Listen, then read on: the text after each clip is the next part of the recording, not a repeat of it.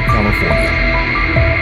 Lori Noreen Cox, who would later change her last name to Vallow, was born in 1973 on the 26th of June to Janice and Barry Cox. Her family was large, consisting of Alex and Adam, her brothers, and 3 sisters, Stacy, Laura, and Summer. Her childhood was quite normal, but let's skip ahead to 1992.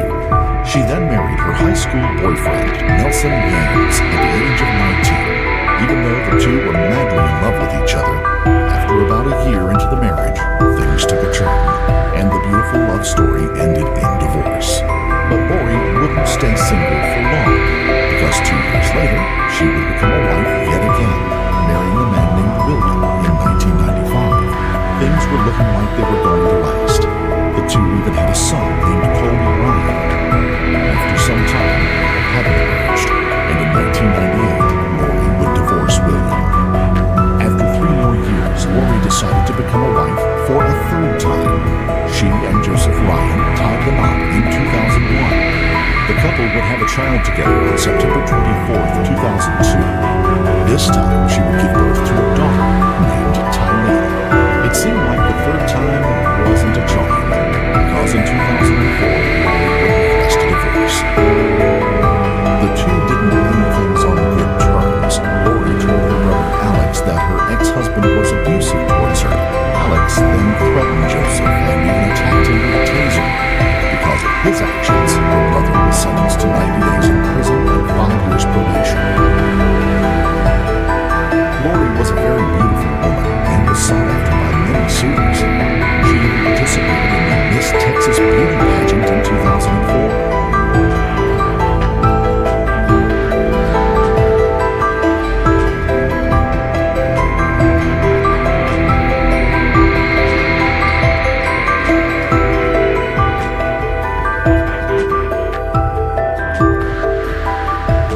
But even though she would occasionally fall in love with some of them, Lori was a free spirit.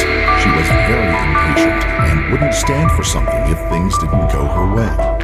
Having a very selfish attitude, it was more often than not the partner who would get the short end of the stick when it came to any argument. By 2005, she was single again, and even though she had 2 kids, only Tylee was in her care full-time. During that year, she would meet another man. Lori fell in love again, but this time, her new, soon-to-be husband will be relevant to the case. Charles Vallow was a hard-working man. He was handsome and came from a big family, one that meant a lot to him. Born on August 17, 1956, the two met when he was 49, but he appeared younger and energetic.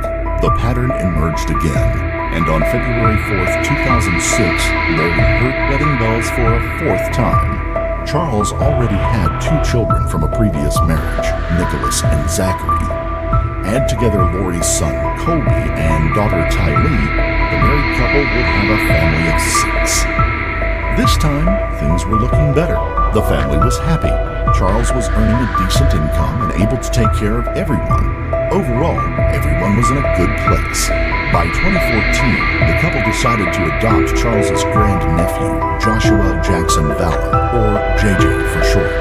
And by that time, the 3 boys were living elsewhere, meaning Lori and her husband only had Tylee and JJ to look after. Because Lori didn't work and she was overall a person who got bored easily, she wanted to try something new. The family of 4 packed up their bags and decided to move to Hawaii to start their new business. They opened up a juice bar called Juice Island in Princeville on the island of Kauai. Everyone seemed to enjoy their time there. Lori and her daughter sharing beautiful scenery shots of the place all on social media. Lori became fascinated by a series of books while living there. They were called Standing in Holy Places. She was already a Mormon and heavily religious thanks to her upbringing, and the books would amplify her beliefs. By reading them, her lifestyle and overall demeanor would change. Even though the surroundings were as close to paradise as possible, the business was a failure. After a couple of years, in late 2016, they had no choice but to move back to Arizona. This was the point from which things started to fall apart in the Vallow household. Lori was still invested in the series of books written by Chad Daybell, a religious author.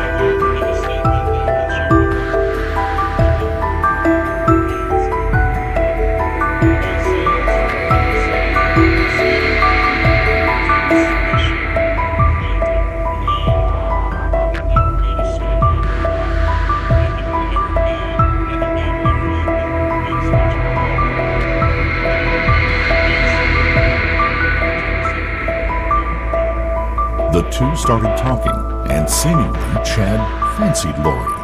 He even went so far as to tell her that the two of them had been married in 7 previous lifetimes. The event was over, but even so, Lori and the religious author continued to message each other and keep in touch. Several weeks later, after the event took place, Charles went out of town on a business trip, and Lori took the chance to invite Chad Daybell to her home. But the get-together wasn't romantic by any means. Lori also invited Melanie and other followers of Mr. Daybell. The group spent the evening talking about the deeper meaning of God and other religious theories and teaching. But Chad couldn't keep his eyes off the beautiful new follower, and would often make her the center of attention in any conversation the group would have. Chad Daybell had always been a strange man. Born on August 11th in 1968, he grew up in Provo, Utah. In his teenage years, he met a girl named Tamara. By the time they were 22, the two had tied the knot. He then graduated with a degree in journalism 2 years later in 1992. He didn't quite make something of himself getting a job as a grave digger at a local cemetery. He would keep that job until 2004, when he started his own business. Chad opened a book company called Spring Creek Books.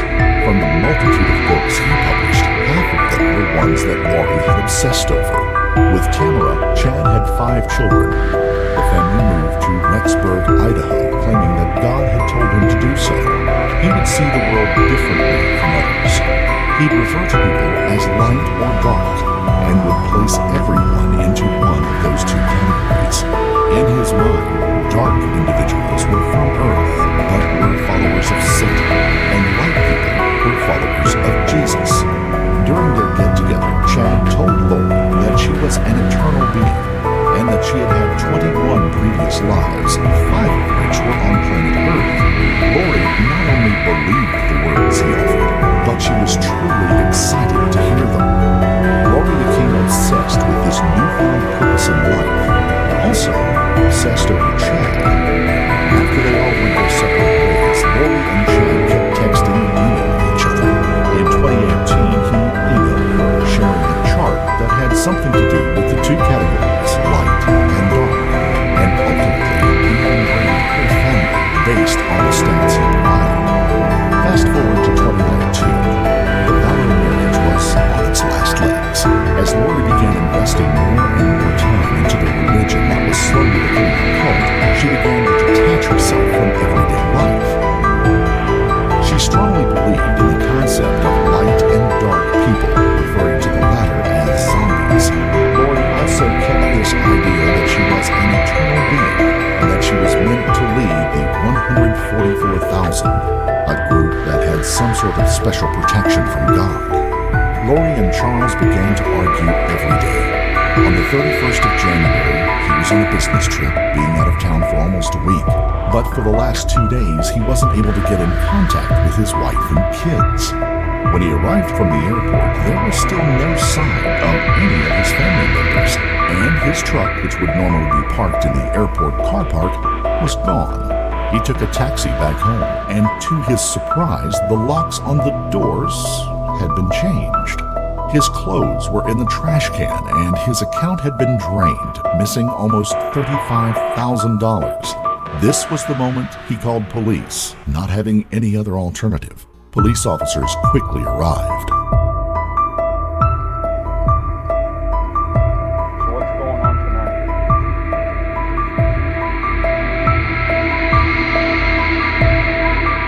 How old are you, kid? How long have you been trying?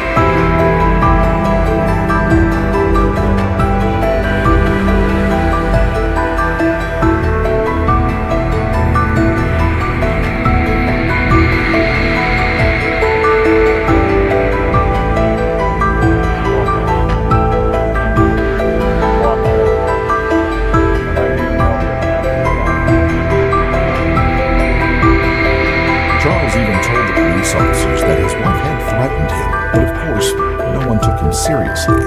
At this time, Lori would vanish, and she would remain off the radar for a total of 58 days.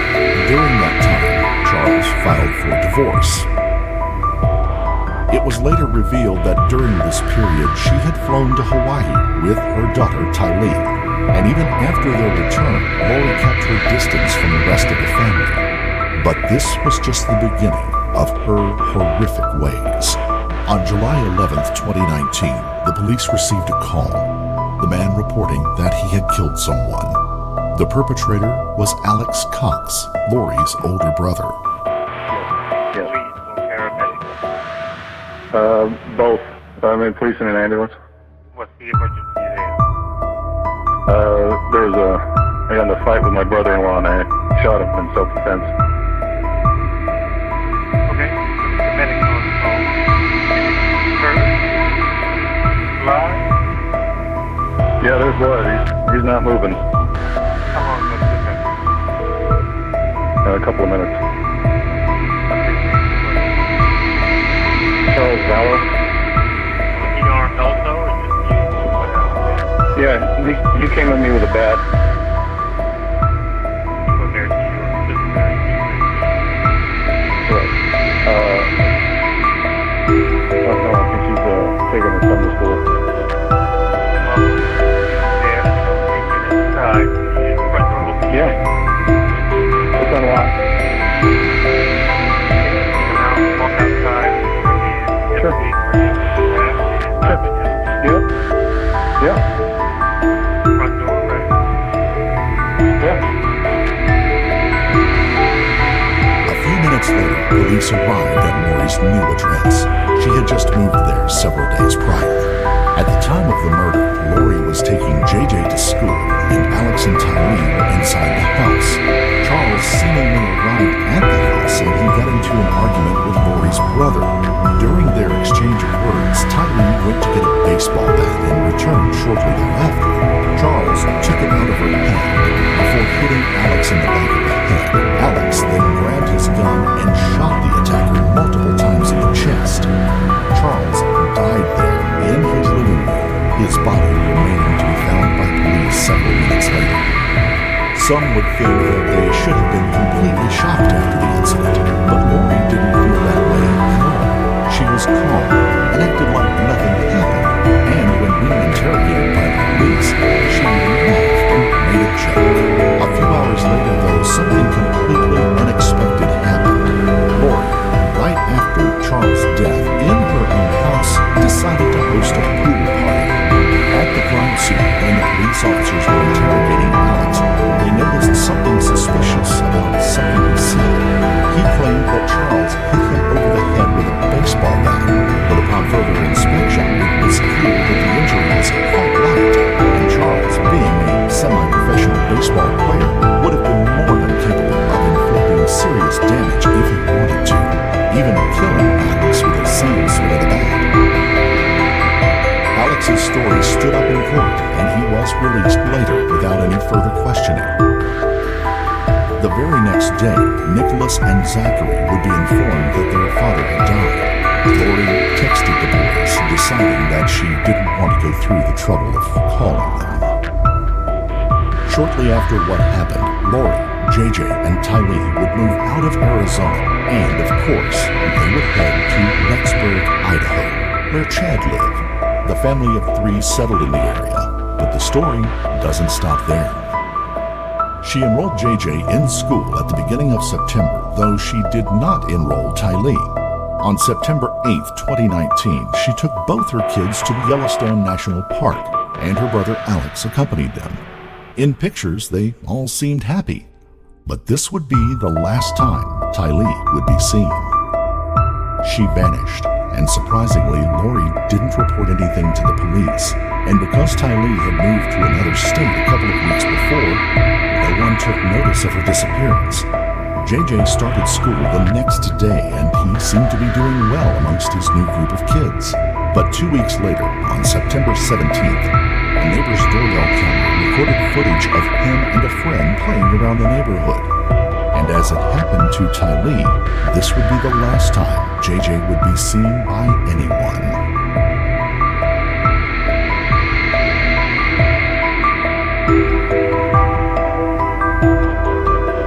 On September 23rd, Lori called her son's school and unenrolled him out of the program. When the principal asked why she would do that, Lori simply responded by saying that she would homeschool him herself, and that would be the end of the discussion. JJ was gone, and so was Tylee. Over the next few months, friends and family were slowly getting concerned regarding the whereabouts of the two kids. If Lori was asked about JJ and Tylee, she would answer saying that they were doing just fine. If anyone wanted to see them, she would lie saying that they were at a friend's house or visiting some relatives. Two things happened during this time. The first being that Lori rented a storage unit right outside Rexburg. On October 1st, 2019, she was seen storing the children's bikes, her children's belongings, and blankets into the unit. The next day, she was seen again, but this time she was in the company of Chad Daybell. The storage facility would be visited a total of 9 times during that month by Chad, Lori, and her brother Alex. The second reunion was on October 9th. Chad's wife, Tammy, was in her driveway taking groceries out of her car. At that time, a masked man holding a paintball gun walked up behind her. She turned around to face him, but as she did that, the man started firing at her. Tamara screamed for her husband, Chad, and as she did, he ran away. She then went to Facebook to write about what had happened earlier that day. Tamara survived the attack, but 10 days later, she would be declared dead. Her husband called 911 saying that he found her dead in their bed. Apparently, her life ended when she was asleep. Detectives came to the house, and after analyzing the situation, the death was concluded to be natural. But when asked if he would be okay with an autopsy to be performed on his deceased wife, Chad Daybell declined. The authorities were forced to accept his rejection without asking any further questions. Chad apparently quickly got over the death of his wife, and 2 weeks later, he and Lori would fly to Hawaii. There, the two would get married on the beach, wearing all white. After this happened, the media and the police noticed this multitude of coincidences was a little bit strange, and they started to keep an eye on the newlyweds. During the honeymoon, and even after they went back home, when asked about the family and kids, the two started lying to everyone. Chad would tell people that Lori never had any kids, and Lori would say that Tylee had died a few years back, without any further explanation. On November the 26th, police decided to conduct a welfare check on JJ. They went to Lori's house, asking to see him, but she responded by saying that he just wasn't at home. Her story was that the boy was back in Arizona with her friend Melanie. They quickly got involved and cooperated with the Arizona Police Department. When Melanie was confronted, she seemed surprised. The woman said that she hadn't seen JJ in weeks, but what she said next put the police on high alert. Melanie told them that prior to the authorities coming to her house, she received a phone call. Lori and Chad called her, asking if she could lie for them and say that JJ was with her. The next day, holding a search warrant, they headed to Lori's house, but they were gone. The couple went back to Hawaii. From December 2019 through January 2020, the police declared the two kids missing. They raided Chad's house, confiscating his computers, journals, and cell phones. The police department also informed Lori that she would need to bring JJ and Tylee to the police station within 5 days, or she could take on the risk of being arrested. On December 12th, in the middle of this entire investigation, Lori's brother Alex would suddenly die. It was said that he had blood clots in his system, and his death was ruled to be the result of natural causes. Because Lori failed to bring the kids to the police station, she was finally arrested. This happened on February 20th, 2020. The bail was set at $5 million, and she was extradited to Rexburg, where she remained in custody. Even though Lori was behind bars, they still didn't know where the kids were or what exactly had happened to them. After 4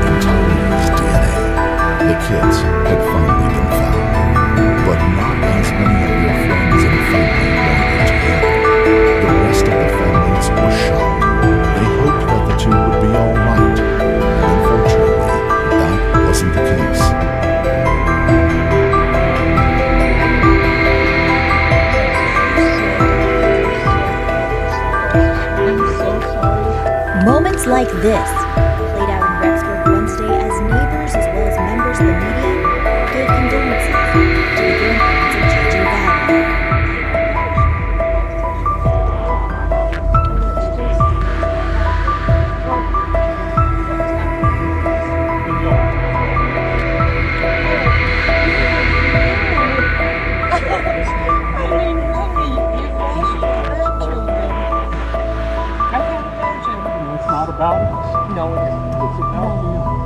Community member Janice Summers, who has been following this case closely, captured this video of Kay and Larry Woodcock walking along the road near the Daybell property. This has torn up so many people. It's destroyed people. It's torn up homes. And there's no footprints. The same area where they believe their grandson JJ and his sister Tylee's remains were buried. I just want you to know I feel that's the city.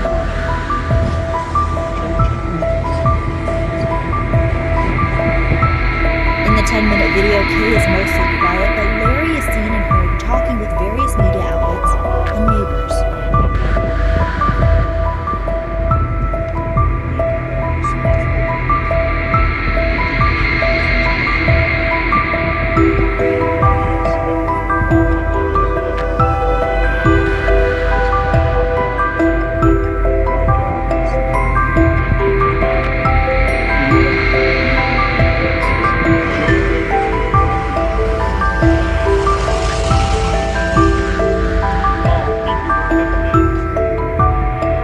At 11 a.m.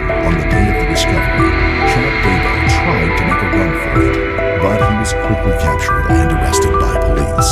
He had only managed to run 1 mile from his property before he was tackled and put in handcuffs.